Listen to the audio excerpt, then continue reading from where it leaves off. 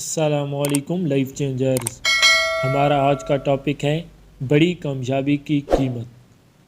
دوستو، بہت سے لوگ اپنی باتوں کی وضاحت کے لیے کئی بڑی شخصیات کی مثال دیتے ہیں۔ لکھاری اپنی تحریر میں جان ڈالنے کے لیے بڑے بڑے معتبر ناموں کی مثال دیتے ہیں۔ کسی نظریے کی وکالت کے لیے دلائل کو اور زیادہ مضبوط بنانے کے لیے کئی عظیم ہستیوں کے ناموں کی مثالیں دی جاتی ہیں، لیکن قابل غور بات یہ ہے کہ مثال دینے والے بے شمار ہوتے ہیں اور مثال بننے والے بہت کم۔ یہ زندگی اور اس زندگی کے مسائل سب کے لیے یکساں ہیں۔ صاحب دانش دوسروں کے تجربات اور غور و فکر سے فہم و دانش کے گہرے موتی نکال لیتے ہیں، اور عام انسان زندگی کے مسائل، پریشانیوں، مشکلات اور رکاوٹوں کی نظر ہو کر گمنام ہی چلا جاتا ہے۔ کہتے ہیں بارش کے قطرے سب جگہ یکساں پڑتے ہیں، لیکن نتائج مختلف نکلتے ہیں۔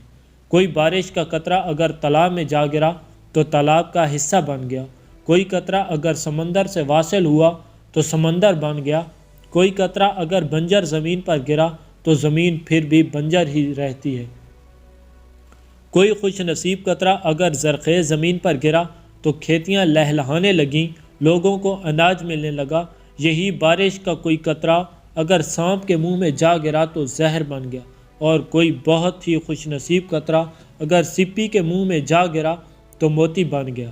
بارش ایک ہی ہے، پانی ایک ہی ہے، مگر بارش کا پانی وصول کرنے کے بعد خوشگوار نتیجہ اپنا اپنا نصیب ہے۔ دوستو، آج ہر نوجوان زندگی میں بڑی بڑی خواہشات لیے چلتا ہے، اور یہ بھول جاتا ہے کہ صرف خواہش سے بات نہیں بنتی، بلکہ کہا جاتا ہے کہ بڑی کامیابی کی قیمت کے دو ہی حصے ہوتے ہیں، اور دونوں حصوں کو پیشگی ادا کرنا پڑتی ہے۔ ایک کامیابی کے لیے شدید خواہش یا جنون، دوسرا سخت محنت۔ اگر کسی کے پاس ذہانت کی انتہا بھی ہو، لیکن اگر وہ کچھ کرنے کی شدید خواہش نہیں رکھتا تو وہ کچھ نہیں پا سکتا۔ دنیا کا تیز ترین اڑنے والا سپر سونک جہاز بھی بغیر ایندھن کے نہیں چل سکتا۔ بالکل اسی طرح کامیابی کا ایندھن سچی خواہش ہے۔ لہو گرم رکھنے کے لیے جھپٹنا، پلٹنا اور پلٹ کے جھپٹنا پڑتا ہے۔ کاتب تقدیر بھی کامیابی ان کے مقدر میں لکھتا ہے جو کشتیاں جلا کر سفر کرتے ہیں۔ کچھ بن جانے کا جذبہ ان کو چین نہیں لینے دیتا۔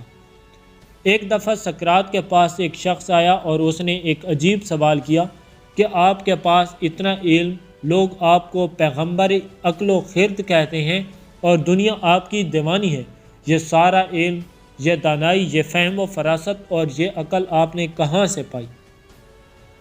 تو سقراط نے کہا، چل میرے ساتھ دریا پر، کیونکہ اس سوال کا جواب میں تجھے دریا پر ہی پہنچ کر دے سکتا ہوں۔